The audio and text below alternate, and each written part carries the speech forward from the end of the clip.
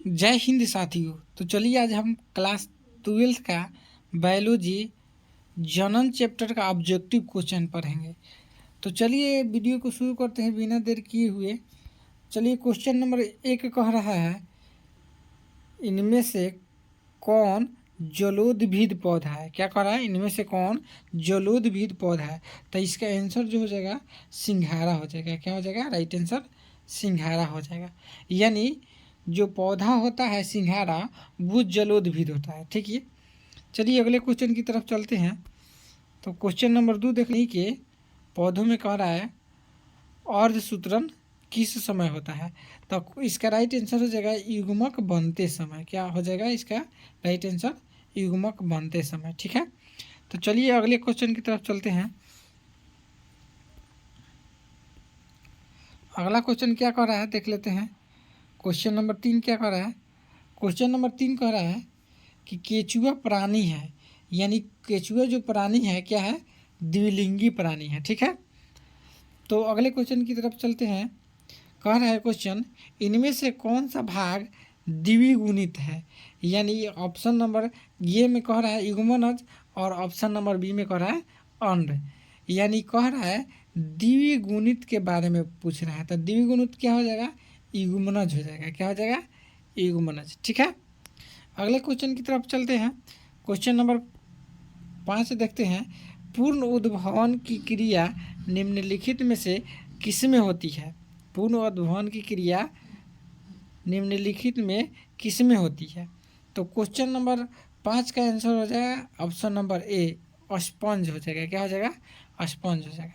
ठीक है, इसके बाद अगला क्वेश्चन 6 नंबर कह रहा है कि जलकुंभी 65,000 से अधिक पौधे कितने माह में उत्पन्न कर सकता है। क्वेश्चन सुन लीजिए, कह रहा है जलकुंभी 65,000 से अधिक पौधे कितने माह में उत्पन्न कर सकता है। तो इसका राइट आंसर हो जाएगा ऑप्शन नंबर ए, 8 माह। क्या हो जाएगा, ऑप्शन नंबर ए, 8 माह। चलिए अगले क्वेश्चन की तरफ चलते हैं। क्वेश्चन नंबर 7 की तरफ चलते हैं। 7 नंबर कह रहा है आलू में कायिक प्रजनन में भाग लेने वाली संरचना है। तो इसमें ऑप्शन नंबर इसका हो जाएगा बी आंसर हो जाएगा। यानी हो जाएगा अंकुरणशील आँख कलिका, इसका आंसर हो जाएगा। ठीक है, चलिए अगला क्वेश्चन देख लेते हैं। 8 नंबर क्वेश्चन क्या कर रहा है, 8 नंबर क्वेश्चन कर रहा है युग्मक जनन में भाग लेने वाली संरचना है। युग्मक जनन में भाग लेने वाली संरचना, और बी ऑप्शन दोनों सही होगा। ठीक है, यानी क्वेश्चन हो जाएगा नर युग्मक एवं मादा युग्मक, दोनों आंसर हो जाएगा। ठीक है, चलिए अगले क्वेश्चन की तरफ चलते हैं। अगला क्वेश्चन कह रहा है, अगला क्वेश्चन 9 नंबर कह रहा है निम्नलिखित में कौन सा जीव सजीव प्रजक है। कह रहा है निम्नलिखित में कौन सा जीव सजीव प्रजक है। तो कह रहा है option number A cockroach, 2 number कह रहा है ऑप्शन नंबर बी बिच्छू। तो जो आपका आंसर हो जाएगा बिच्छू हो जाएगा। क्या हो जाएगा, इसका राइट आंसर हो जाएगा बिच्छू हो जाएगा। ठीक है, उसके बाद 10 नंबर क्वेश्चन कह रहा है कि मध्य चक्र पाई जाती है। यानी पूछ रहा है मध्य चक्र किस में पाई जाती है। तो क्वेश्चन नंबर का इसका ऑप्शन नंबर ए कह रहा है गाय और बी नंबर कह रहा है भेड़।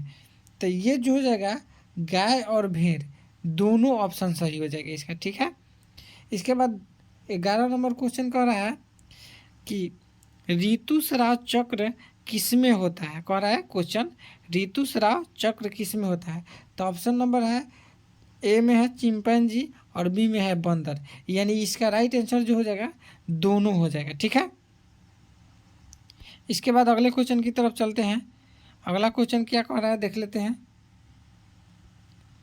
देखिए 12 नंबर क्वेश्चन में कह रहा है कि उच्च श्रेणी के पौधों में निषेचन कहाँ होता है। यानी निषेचन होता है, यानी कह रहा है उच्च श्रेणी के पौधों में निषेचन जो होता है कहाँ होता है। राइट आंसर इसका हो जाएगा बी हो जाएगा, यानी आंतरिक निषेचन। ठीक है, इसके बाद क्वेश्चन 13 नंबर कह रहा है कि शल्क कंद का उदाहरण है।